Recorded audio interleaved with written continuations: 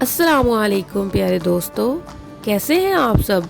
उम्मीद है आप सब ठीक होंगे और अपने अपने घरों में खैर खैरियत से होंगे। आज मैं बनाऊंगी बहुत ही मज़ेदार और यमी किस्म के आलू के पराठे। जी हाँ, आलू के पराठे जो कि बहुत ही मज़ेदार होते हैं और हर दिल अजीज़ होते हैं, सभी को पसंद होते हैं और बहुत ही जल्दी और झटपट बन जाने वाले आलू के पराठे हैं ये।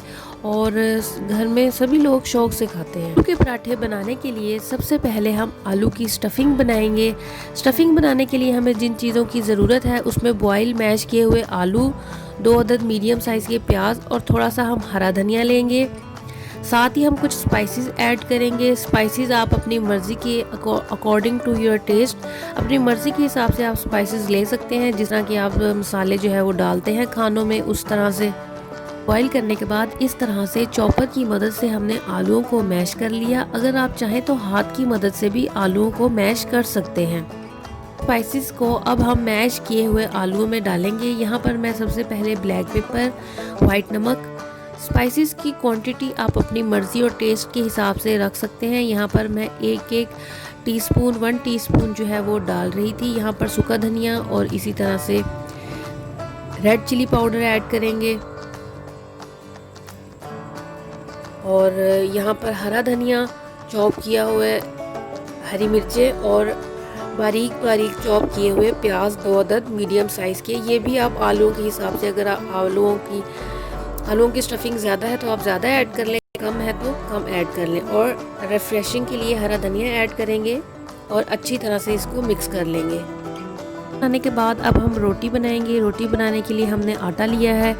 सबसे पहले हम पेड़े बनाएंगे। पेड़े बनाने के लिए इस तरह से मीडियम साइज़ में हम आटा ले लेंगे और फिंगर की मदद से आगे की तरफ टर्न करेंगे। पेड़ा बनाने के लिए इस तरह से आगे की तरफ टर्न करेंगे, इजीली हमारा पेड़ा जो है वो बन जाएगा। आगे की तरफ टर्न करते जाएंगे और इसको राउंड शेप में गोल गोल इस तरह से इसको कर लेंगे तो हमारा पेड़ा जो है वो रेडी हो जाएगा। इसी तरह से हम मीडियम साइज़ का दूसरा पेड़ा लेंगे। हम 2 पराठे बना रहे हैं तो हम टोटल 4 पेड़े लेंगे। और आलूओं का पराठा या कोई भी हम पराठा बनाएं तो पेड़े का साइज़ नॉर्मल लेते हैं। जब हम सिंपल पराठा या सादा रोटी बनाते हैं तो पेड़े का साइज़ नॉर्मली थोड़ा बड़ा होता है। लेकिन जब हम कोई भी पराठा, आलू का पराठा, गोभी का पराठा या चिकन का पराठा, कोई भी हम स्टफिंग वाला जब भी पराठा बनाते हैं तो पेड़े का साइज़ नॉर्मल पराठे या रोटी की निस्बत छोटा ही लिया जाता है। और इस तरह से अब हम जो है वो 4 पेड़े बनाने के बाद जितने आपने पराठे बनाने हैं उस हिसाब से आप पेड़े कर लें। और सबसे पहले हम रोटी बेलेंगे। रोटी बेलने के लिए 2 रोटियां बेलते हैं। जब भी कोई पराठा बनाएं तो सबसे पहले एक रोटी को बेल के हमने साइड पर रख लिया है ताकि हमें जो है पराठा बनाने में आसानी हो। दूसरी रोटी को बेलने के बाद उस पर स्टफिंग रखकर हम जो है इजीली पराठा बना लेंगे। इस तरह से आराम आराम से फिंगर की मदद से पेड़े को प्रेस करेंगे रोटी बनाने के लिए इस तरह से। और इस तरह से बेलन की मदद से हम रोटी को बेल लेंगे। अगर आप चाहें तो हाथों की मदद से भी, अगर आपको ज़्यादा प्रैक्टिस है, कुछ लोग हाथों की मदद से भी रोटी को जो है वो बनाते हैं, लेकिन यहाँ पर मैं बेलन की मदद से रोटी को जो है वो बेल रही थी इस तरह से। इसी तरह से बिल्कुल आराम आराम से चारों साइडों से हम जो है वो रोटी को बेलेंगे ताकि हमारे किनारे जो है वो इक्वल हो जाए। एक रोटी को मैंने बेल लिया है, अब मैं दूसरी रोटी को बेलूँगी। अब हम उसमें स्टफिंग ऐड करेंगे। स्टफिंग हम नॉर्मल ऐड करेंगे, ना ज़्यादा ऐड करेंगे और ना कम।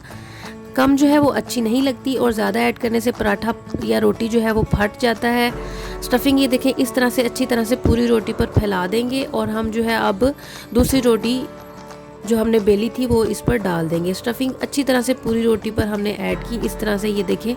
अब हाथों की मदद से हम इसके किनारों को प्रेस करेंगे ताकि जो है दोनों रोटियां अच्छी तरह से चिपक जाएं, साथ मिल जाएं एक दूसरे के, ताकि तवे पर जाने के बाद हमारा पराठा या रोटी जो है वो फटे ना, अलहदा ना हो साइडों से और हमारी स्टफिंग बाहर ना आए।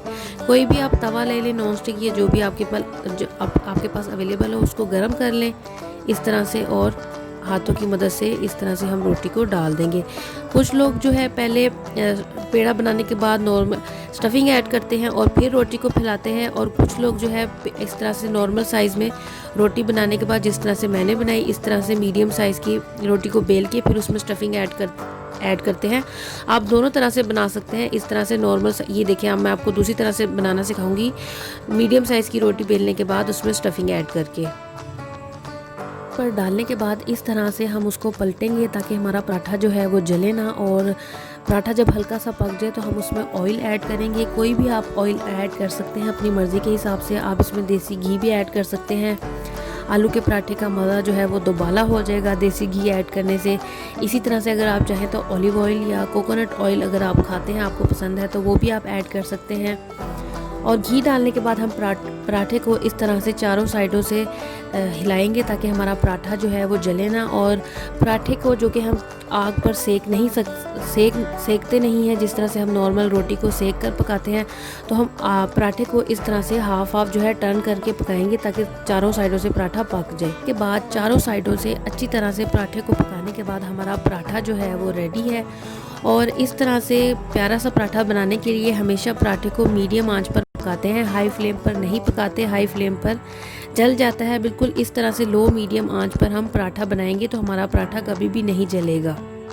हम अपना दूसरा पराठा रेडी कर लेंगे। जब हम नॉर्मल रोटी या ऑयल के बगैर जो रोटी बनाते हैं, अगर वो कच्ची हो तो हम उसको आग पर सेक कर बना लेते हैं, तो वो कच्ची नहीं रहती और अच्छी तरह से पक जाती है।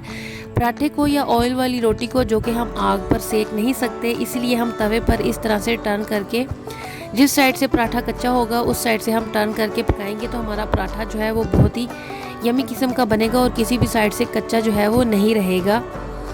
और इस तरह से बहुत ही मज़ेदार यमी किस्म का हमारा आलू का पराठा जो है वो रेडी है।